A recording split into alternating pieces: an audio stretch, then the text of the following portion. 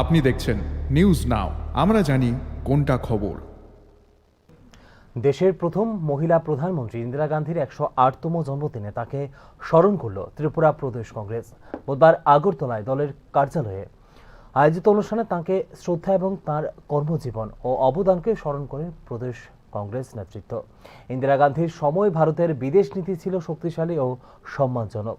জোট নিরপেক্ষ আন্দোলনের পথ ধরে আন্তর্জাতিক অঙ্গনে ভারতের মর্যাদা সুদৃঢ় করেছিলেন ইন্দিরা গান্ধী। কিন্তু বর্তমান সময়ে দুর্বল হয়ে পড়েছে বলে ভারতের কূটনৈতিক অবস্থান।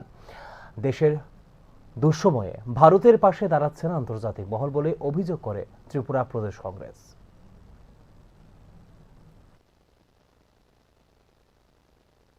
এই যে দেশ পরিচালনা, আজকে ভারতবর্ষের বিদেশ নীতি বলা যায় তলানিতে এসে দাঁড়িয়েছে।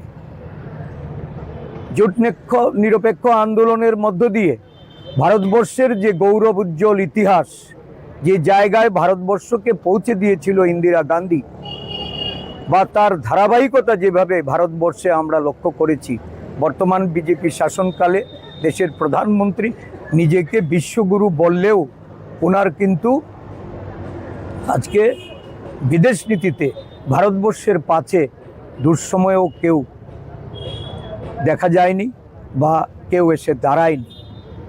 আমরা দেখেছি ইন্দিরাজিকে, যিনি এই বিশ্বের কমিউনিস্ট রাষ্ট্রনেতা কিউবার